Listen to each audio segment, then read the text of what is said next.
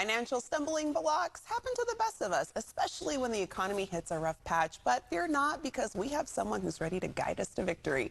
Schoolsfirst Federal Credit Union is here to share practical strategies for achieving lasting financial well-being, even in the face of challenging times. Joining us is Brittney Owens, Financial Education Specialist for Schoolsfirst. Hi, Brittney. Hi, Desiree. Thank you for having me today. We're happy to have you on. And I wanted to kind of dive right into this because what's a major financial mistake that can trip us up when our budget is being stretched a little too thin, and what strategies can we implement? So the very first thing, when a person's budget is really tight, we're going to our credit cards and we're making these purchases. But that is something we'll want to avoid, especially with the average interest rate being 24%. Whatever we're putting on that credit card is going to cost us more actually in the long run, especially if we're not paying that balance off in the end of the month.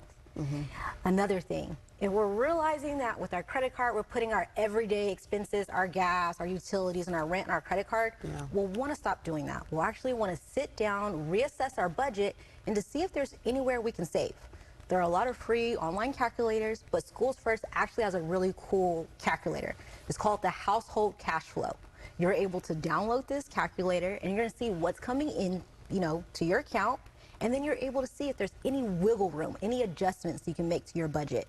And you can find that. You can go to our website, schoolsfirstfcu.org, and you're going to search, am I spending more than what I earn, to find that calculator. Okay, I was going to say, easier said than done, Brittney, not to use the credit card, but it is helpful that there is that calculator like you mentioned, because I think it's easy to kind of turn a blind eye when we're swiping the card, but sitting down and really looking at what you said, what's coming in, what you're paying is good to help alleviate some of that stress. What other financial pitfalls should we be on the lookout for during kind of these challenging times? What are some savvy moves we can make to safeguard our financial well-being? Yes, so it's going to be almost neck and neck, almost tied with credit card spending, but that is not having an emergency account open. Go ahead and establish that. Just having, a dollar amount that's comfortable with your paycheck. So every pay cycle, taking some money from that check, putting it into a savings account. Having this emergency fund is going to help us in the long run. We're going to want to keep this savings account and try to get 3 to 6 months of living expenses in that designated savings account. Yes. But by having that, it's going to relieve some stress from us. We're not going to be running to our credit cards and making those high interest credit card payments. So having this emergency fund is going to be a godsend, and it's going to help us with our finances. All right. And putting away money can feel like climbing that hill that's impossible to get to the top. We want to get there, but it's a trek getting there. So what other financial goals should we be strategizing for? Give us your expert advice on how we can go about this. So when a lot of people are trying to climb that mountain, like you were saying, with their finances, the first thing they're thinking about, I'm going to stop putting money towards my retirement. We're not going to want to do that either.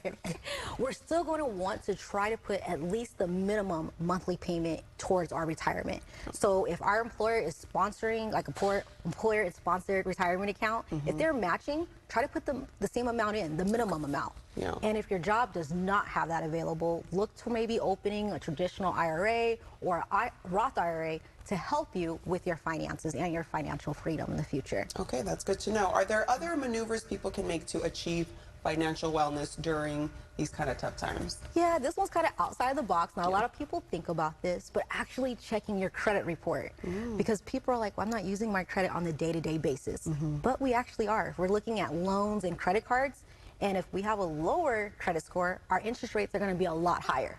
So we'll actually want to pull our credit report. We can go to annualcreditreport.com. We can get one free copy. It also includes Experian, TransUnion, Equifax on there. And if your credit is not exactly where you want to be, when you're reviewing this report, look for anything that you don't know that you have on there. It might be discrepancy. It might be identity theft. So you'll want to make sure everything looks correct. And if your score is on the lower end, take some time, especially right now. Look for ways to improve your score. If your score is not where you want it to be, start making your payments on time. That's 35% of the credit score. And also paying down that debt. That's 30% of your score. Okay, good to know. And I actually enjoy checking my credit report, because even if you starting off low, it's when you're able to work on it and see that number get better and better. There's excitement in that. Yes. Brittney, so many helpful tips. Thank you so much. Yeah, thank you for having me. You bet. And you can visit one of the many Schoolsfirst Federal Credit Union branch locations as seen on the screen. And as always, you can find out more by going to schoolsfirstfcu.org. YCL will be back in a flash.